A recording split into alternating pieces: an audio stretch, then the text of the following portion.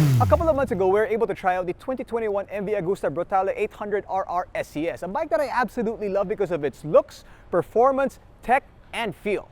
Today, we have its more Porma sibling, a bike that's been kind of set up more for the road, but it's essentially the same thing. It's time to go beyond the ride with the 2021 MV Agusta Dragster 800RR.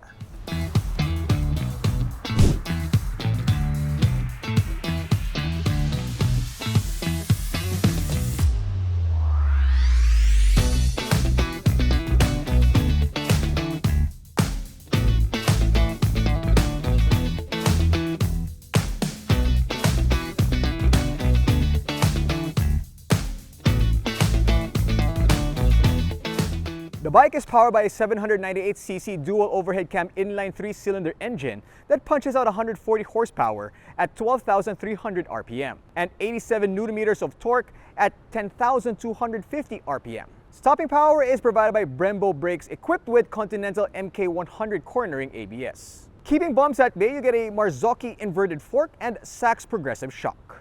If that sounds familiar, it's because the Brutale is pretty much the same thing. Now, MV Agusta, the attention to detail, absolutely on point. It is just magnificent. The tires are Pirelli Diablo Rosso 3. The front is 120 by 70 and the rear is 200 by 55, both on 17s. I love that the rear tire is really thick. It works perfect for this motorcycle. And I love also that it looks awesome with the spoke wheels. The single-sided swing arm exposes that side of the wheel, which works perfectly, as well as the triple exhaust. I mean, it just looks so classy. It looks so sporty and classy at the same time. Now, the rear seat doesn't look like much, but you actually can fit a back rider right here, and there are handles hidden underneath the seat. Something else that's hidden is the rear foot peg. Now, something else that's different between the Dragster and the Brutale are the handlebars. The Brutale is a little bit more of the normal handlebars. These are clip-ons. And it seems like it's a little bit wider than the Brutale.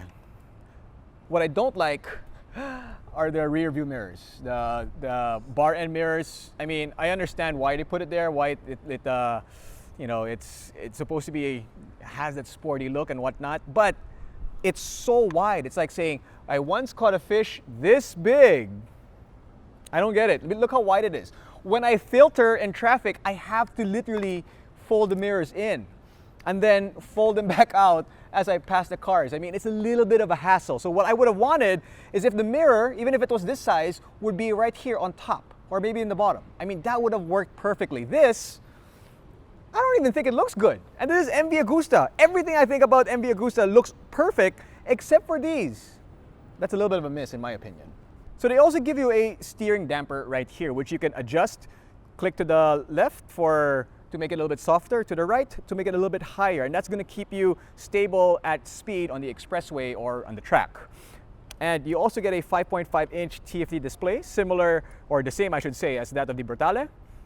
And once you're there, you can pretty much check all the detail that you need for the motorcycle. And you can control it by this controller right here on the left side of the handlebars. Look at that, 6 levels of traction control. That's pretty sick. Other things that you can check out on the TFT screen are data like lean angle and G-forces via the IMU.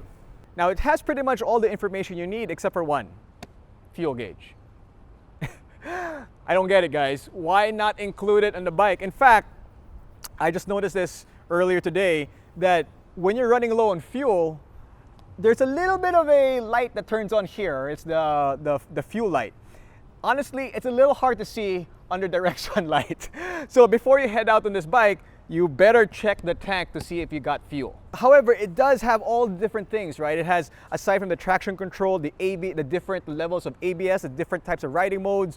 There's a launch control, cruise control.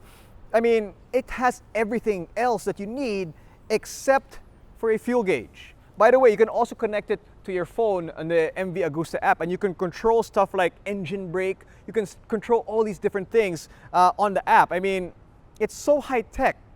Why doesn't it have a fuel gauge? Why? Why? Now, something that this particular unit doesn't have is the SCS, or the Smart Clutch System. And what that does is that if you're on any gear, pretty much, you don't need to pull back on the clutch. It's almost like a semi-automatic. You only have to pull back on the clutch to get it on first. Aside from that, you can leave it alone, and you can shift gears just by using your feet. It's perfect for when you use it in stop-and-go traffic or in the traffic light, perfect for that. This model doesn't have it, and the clutch is a little bit on the hard side. It's kind of like your, those exercise machines when you squeeze. I don't know what those are for, but that's kind of what this feels like, especially if you're riding for a long time. You get LED front and back, including the DRL, plus a lean-sensitive light as well. And just a little bit of experience. I took this bike from Tagaytay to Makati at night, and I gotta say, the lean angle lights work perfectly. When it comes to MV Agusta, styling is always important. I mean, when you have the tagline motorcycle art, it kind of has to be. And the Dragster does not disappoint. I mean, it's a compact, sexy, muscular machine with unbelievable angles and lines. I mean, it's just gorgeous. Look at it. And the trellis frame looks fantastic with this bike as well. And from this angle, it looks absolutely perfect. I mean, I'm not an ass guy, but this is gorgeous. Baby got back. The seat is a little bit different from that of the Brutale. This is a little bit more simplified, a little bit more sleek. And it also does have that little window right here. Just gives you an idea of how much style over function MV Agusta thinks. However, having said that, this seat is actually surprisingly comfortable. I mean, you got memory foam in there, so it does feel pretty good.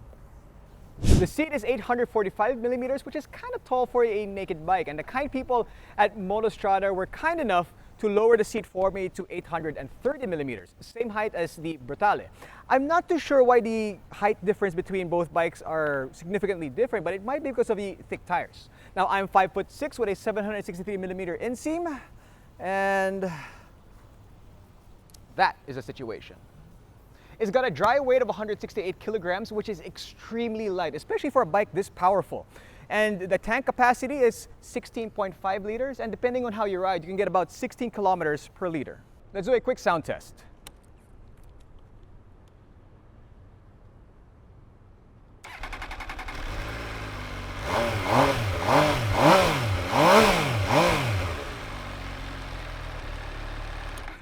Now, it honestly sounds better when you're riding the bike and it's under load and you switch gears and you hear everything. You go, vroom, vroom, vroom, vroom, vroom. And we're using the quick shifter. It kind of sounds like the old F1 cars.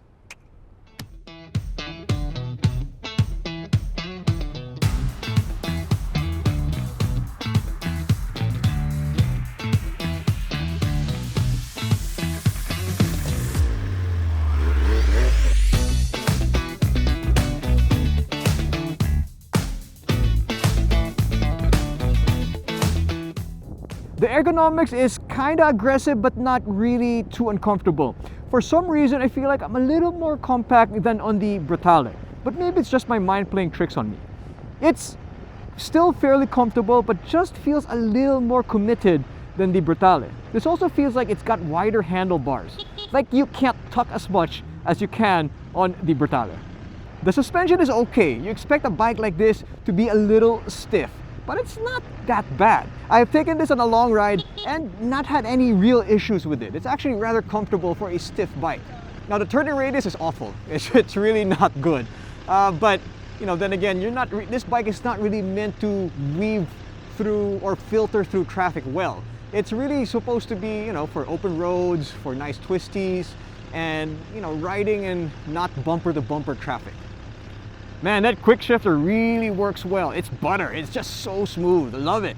As I mentioned, the cornering lights work fantastic. I took this again from Tagaytay to Makati at night. I mean, imagine who rides from Tagaytay to Makati at night? I do, and it actually worked really, really well. And it's typically scary in some places because it's so dark, but this is, just lights up the road in front of you. That inline-three sounds so awesome, especially when you're switching gears. I mean, it's just fantastic. It really makes you want to twist the throttle even more. I wish it was just a little bit louder, just a little bit, 1 decibel louder or so. I think it would have been perfect. Nothing too bastos, but just a notch higher.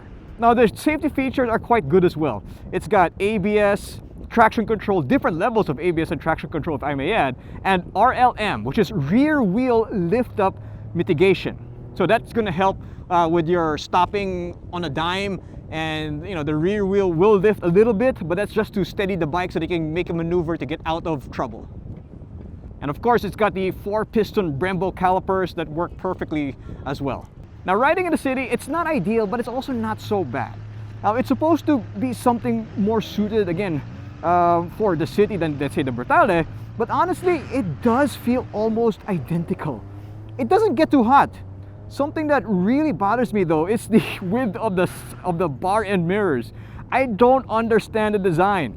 I honestly don't think it looks particularly great as well. And it's so wide. I have a hard time filtering because of it. Now, I had to, you know, if I had to squeeze through traffic, I have to fold the bar end mirrors and then unfold them again when I get through the cars. I mean, it's just a little bit of a hassle. That's something I would definitely change right away. It's definitely a looker though. You can feel the stairs. I mean, if a bike was originally designed by the Michelangelo of motorcycle design, Massimo Tamburini, then you know it looks good. It's a great bike, especially if you like the Street Fighter style. Its competitors are really the MT-09, the Z900, but probably more on the other Italian beast, the Ducati Monster. Now, among all of those, I think this would stand out the most. Maybe not as easy to maintain as, let's say, the Yamaha or the Kawasaki, and it's actually significantly more expensive than the new Monster as well. But this is not as common. You definitely stand out on this dragster.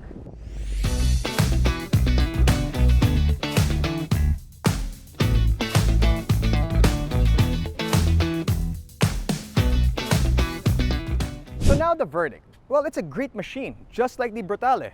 It rides well, it's got tons of technology, it looks fantastic. I mean, I think it's such a great machine. But all that does come at a price. And when I say price, I'm talking 1,300,000 Philippine pesos. It ain't cheap. But I guess that's the price of the exclusivity of MV Agusta.